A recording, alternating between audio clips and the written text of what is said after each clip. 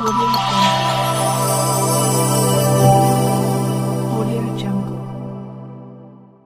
कांग्रेस के वरिष्ठ नेता और पूर्व मंत्री करण सिंह दलाल ने प्रेसवार्ता को संबोधित करते हुए ओलावृष्टि से बर्बाद हुई किसानों की फसलों के लिए मांग की। साथ ही उन्होंने पलवल और फरीदाबाद में बढ़ रहे अपराधों के लिए भाजपा नेताओं और पुलिस प्रशासन को जिम्मेवार ठहराते हुए बदमाशों के साथ मिलीभगत के आरोप लगाए। करण दलाल ने इनेलो और जजपा को भाजपा की बी टीम बताया और कहा कि दोनों पार्टी भाजपा की मदद के लिए चुनाव मैदान में है, लेकिन जनता अब की बार भाजपा को सबक सिखाने जा रही है। फरीदाबाद लोकसभा से कांग्रेस के संभावित उम्मीदवार पूर्व मंत्री करण दलाल ने कहा कि शुक्रवार को बारिश के साथ हुई ओलावृष्टि से दोनों जिलों में किसानों की फसलें पूरी तरह बर्बाद हो गई हैं। सरकार को जरूरत है कि इस पोर्टल के ड्रामे को बंद कर त्वरित कार्रवाई करते हुए गिरदावरी कराकर उन्हें उचित मुआवजा दिया जाए।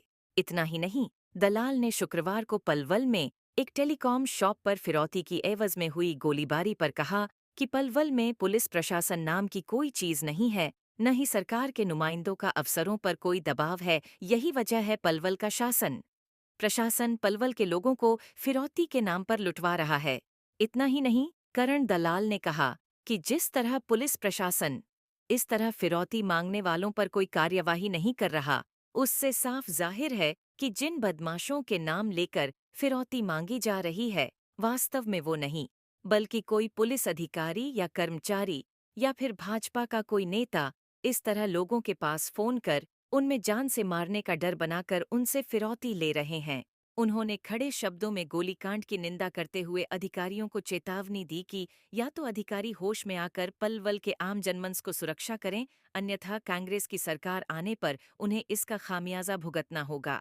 इतना ही नहीं, दिल्ली के मुख्यमंत्री अरविंद केजरीवाल की गिरफ्तारी और नवीन जिंदल के भाजपा में शामिल होने पर कहा कि धंधा जिन लोगों ने चला रखा है, हो जाता है ये इस तरह की फिरौती का धंधा जो भाजपा के विरोध सरकार है, और प्रशासन के मिली भगत के बिना नहीं हो सकता।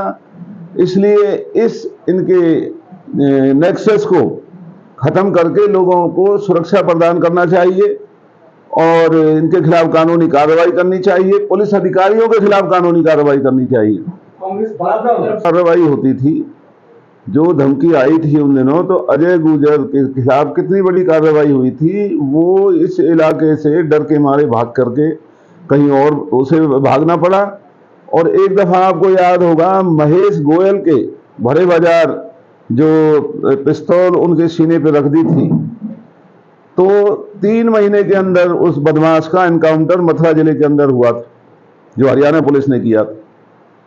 तो हमारे राज्य में गुंडागर्दी को रोकने के बहुत सख्त कदम उठाए जाते थे और यही वजह थी कि लोग चैन से रहते थे, किसी को गुंडा या बदमाशों का इतना डर नहीं था। आज तो आलम यह है कि अब तो यही नहीं पता है कि कितने लोग लुट रहे हैं फिरौतियों के एवज में। और पुलिस का ये कहना कि FIR नहीं लिखेंगे, हमारे पास हिदायतें हैं ऊपर से, इसका मतलब पुलिस प्रशासन इनसे मिला हुआ है।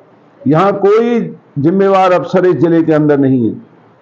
कोई अफसर में इतनी हिम्मत नहीं है कि वो पुलिस अधिकारी या इन बदमाशों के खिलाफ कोई कार्रवाई कर सके। तो हम सब इसकी निंदा करते हैं कि तुरंत इन पुलिस अधिकारियों के खिलाफ कार्रवाई की जाए और उन बदमाशों के खिलाफ कार्रवाई की जाए और लोगों में एक चैन से रहने का आश्वासन सरकार और प्रशासन की तरफ से आना चाहिए, जो कि अभी तक नहीं है।